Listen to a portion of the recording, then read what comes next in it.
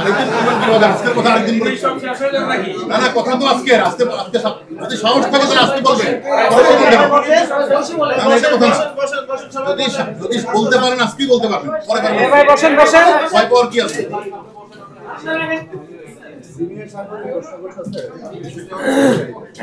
মাননীয় additional commissioner, আপনারা আজকে 4 জনকে গ্রেফতার করে বলছেন যে মেট্রো রেলে তারা হামলা চালিয়েছে, তারা সবাই জাতীয়তাবাদী ছাত্র দলের নেতা এবং এই ঘটনাটি ছাত্র শিবির জামাত করেছে, বিএনপি করেছে।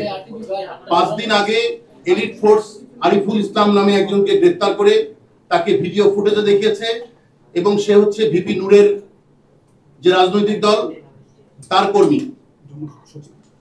যুগ্ম সদস্য সচিব তারেক রহমানের সাথে আরিফুল ইসলাম মেট্রো রেলে আগুন ধরিয়েছে।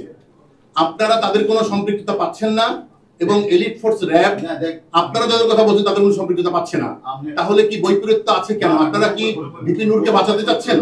সেখানে আমরা আরিফ যে আপনি যার কথা বলছেন তারেক কথা বলছেন, আরিফুল ইসলাম। আমি আপনাদের যেটা বলছি, অন্যকে কি বললো সেটা না, এখানে যেহেতু হাজার হাজার মানুষ অংশগ্রহণ করেছে এই ধ্বংসলীলা, তারা মেট্রো রেলে কাজীপাড়া এবং হাজার হাজার মানুষ অংশগ্রহণ করেছে। এখানে বিভিন্ন দলের সৃষ্টি হয়। আমরা যাদেরকে গ্রেফতার করেছি তারা নেতৃত্ব দিয়েছে এবং তারা এই কাজটি করেছে, তারা স্বীকারোক্তি আমাদের কাছে প্রদান করেছে, আপনাদের আমরা সেটা বলেছি। আমার মনে করি এখানে অন্যান্য জামাত শিবির চক্রের গ্রুপ থাকতে পারে, সেখানে ভিপি নূরের চক্র থাকতে পারে। আমরা কিন্তু ভিপি নূরকেও নিয়ে আসছি রিমান্ডে, আমরা তারেককেও নিয়ে আসছি, আমরা একে সবাইকে নিয়ে আসবো। আমরা মনে করি যারাই বাংলাদেশকে অকার্যকর রাষ্ট্র পরিণত করার জন্য বিভিন্ন মানুষের প্ররোচনায় অর্থ নিয়ে চেষ্টা করেছে, তারা অতীতেও সফল হয় নাই, এখনো সফল হবে না, ভবিষ্যতে সফল হবে।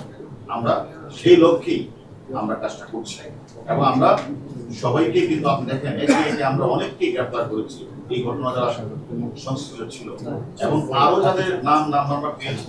আপনাদের আমরা কথা দিয়েছিলাম আমার পুলিশ ভাইয়ের উপরে যারা হামলা করেছে, হত্যা করেছে, তাদেরকে আইনের আওতায় নিয়ে আসবো। আমরা কিন্তু অনেককে নিয়ে এসেছি। আমরা সাধারণ মানুষকে যারা পিটিয়ে ঝরিয়ে হত্যা করেছে তাদের অনেককে আমরা কিন্তু আইনের আওতায় নিয়ে এসেছি। আমরা মনে করি মেট্রো রেলে যারা আগুন লাগিয়েছিল, আমরা ছাত্র দলের অনেক নেতৃবৃন্দ, তাদের বস যারা হুকুম দিয়েছে সকলের নাম আমরা পেয়েছি। সকলেই কিন্তু এর ম্যাক্সিমামই কিন্তু আমাদের কাছে আছে, তারা কিন্তু স্বীকার করছে। আমি মনে করি আমরা একটা গণতান্ত্রিক সরকার ব্যবস্থায় যারা কুঠা আন্দোলনের নামে অরাজকতা সৃষ্টি করতে চায়, আমরা বাংলাদেশের সাধারণ নাগরিক হিসেবে তো আপনারা ছাড়তে পারেন না, আপনারা তো ছাড়তে পারেন। যারা এই কাজটা করেছে আপনারা কিন্তু সাধারণ জনগণ হিসেবে আপনারা তাদেরকে ধরার এখতিয়ার আপনাদের আছে।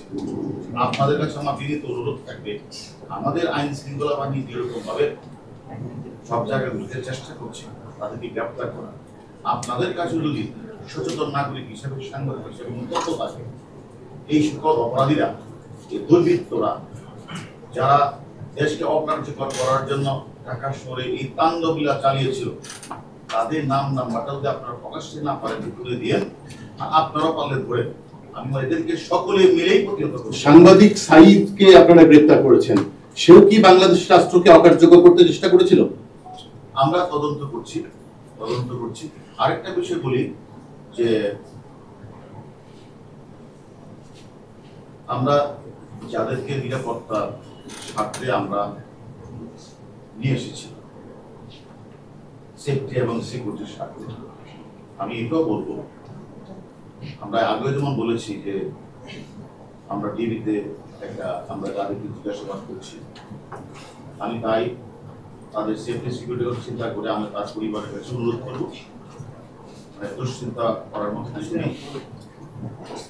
আমরা মনে করি তাদের সেফটি সিকিউরিটি আমরা দেখছি এবং তার পরিবারের জন্য নিশ্চিত থাকে সেটা আমরা তাদেরকে আশ্বস্ত করতে চাই। এই নিয়ে কোনো চিন্তা না করি।